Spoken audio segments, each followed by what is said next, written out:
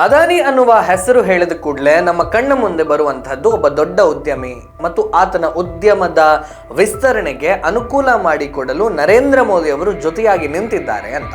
ಅದಾನಿ ಮತ್ತು ಪ್ರಧಾನಿ ಅತ್ಯಾಪ್ತ ಸ್ನೇಹಿತರು ಅಂತ ಭಾರತದ ಬಹುತೇಕ ಜನರ ಮನಸ್ಸಿಗೆ ತುಂಬಲಾಗಿದೆ. ಜನರ ಮನಸ್ಸಿನಲ್ಲಿ ಈ ರೀತಿಯ ಕಲ್ಪನೆಯೊಂದನ್ನ ತುಂಬಿದ್ದು ಕಾಂಗ್ರೆಸ್ ಪಕ್ಷ. ಬಹುತೇಕ ಮಾಧ್ಯಮಗಳು ಕೂಡ ಕಾಂಗ್ರೆಸ್ ಹೇಳ್ತಾ ಇರೋದೇ ಸತ್ಯ ಅನ್ನುವ ಹಾಗೆ ಸುದ್ದಿಯನ್ನ ಪ್ರಕಟಿಸ್ತಾ ಇರುತ್ತವೆ. ಆದ್ರೆ ನಿಜವಾಗಿಯೂ ಅದಾನಿ ಉದ್ಯಮ ಸಾಮ್ರಾಜ್ಯದ ವಿಸ್ತರಣೆಗೆ ಯಾರು ಸಹಾಯ ಮಾಡ್ತಾ ಇದ್ದಾರೆ ಅನ್ನೋದನ್ನ ಸ್ವಲ್ಪ ಹುಡುಕಿ ನೋಡಿದ್ರೆ ಈ ಸಂಬಂಧ ನೇರವಾಗಿ ಕಾಂಗ್ರೆಸ್ ಪಕ್ಷದ ಬುಡಕ್ಕೆ ಬಂದು ತಲುಪ್ತದೆ. ಕಾಂಗ್ರೆಸ್ ಪಕ್ಷವೇ ಅದಾನಿ ಸಾಮ್ರಾಜ್ಯದ ನಿಜವಾದ ಮಿತ್ರ ಅನ್ನುವಂಥದ್ದು ಕೂಡ ಗೊತ್ತಾಗುತ್ತದೆ. ಅದು ಹೇಗೆ ಅಂತ ನಾನು ವಿವರವಾಗಿ ಹೇಳ್ತೇನೆ ಕೇಳಿ. ಈಗ ನಿಮ್ಮ ಮನೆಗೆ ಉಚಿತ ಕರೆಂಟ್ ಬರ್ತಾ ಇದೆಯಲ್ಲ, ಅದು ಯಾರ ಕಂಪನಿಯಿಂದ ಬರ್ತಾ ಇದೆ ಗೊತ್ತಾ?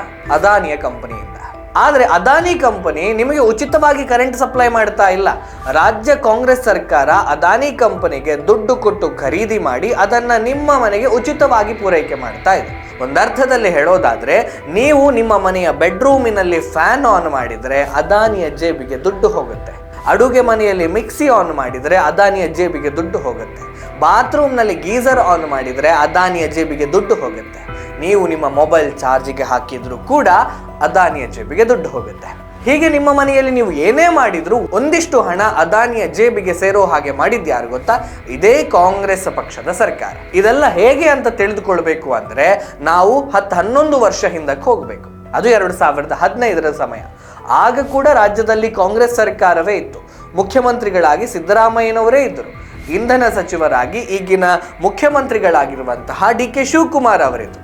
ಆಗ ಮಂಗಳೂರಿನ ಸಮೀಪದಲ್ಲಿ ಉಡುಪಿ ಪವರ್ ಕಾರ್ಪೊರೇಷನ್ ಲಿಮಿಟೆಡ್ ಅನ್ನುವಂಥ ಕಂಪನಿ ಇತ್ತು. ಅದನ್ನ ಸುಮಾರು 6,000 ಕೋಟಿಗೂ ಹೆಚ್ಚು ಬಂಡವಾಳದೊಂದಿಗೆ ಅದಾನಿ ಮಾಲೀಕತ್ವದ ಅದಾನಿ ಪವರ್ ತನ್ನ ಸ್ವಾಧೀನಕ್ಕೆ ತೆಗೆದುಕೊಂಡಿತ್ತು.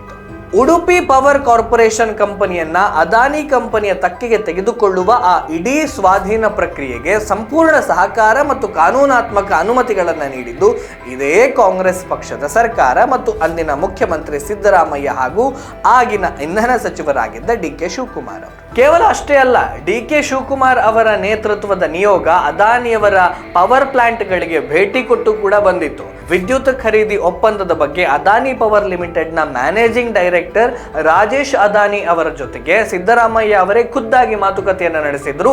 ಅದಾನಿ ಕಂಪನಿ ಉತ್ಪಾದಿಸುವ 1,200 ಮೆಗಾವ್ಯಾಟ್ ವಿದ್ಯುತ್ ಅನ್ನು ಕೂಡ ನಾವೇ ಖರೀದಿಸುವುದಾಗಿ ಕಾಂಗ್ರೆಸ್ ಸರ್ಕಾರ ಒಪ್ಪಂದ ಕೂಡ ಮಾಡಿಕೊಂಡಿತ್ತು.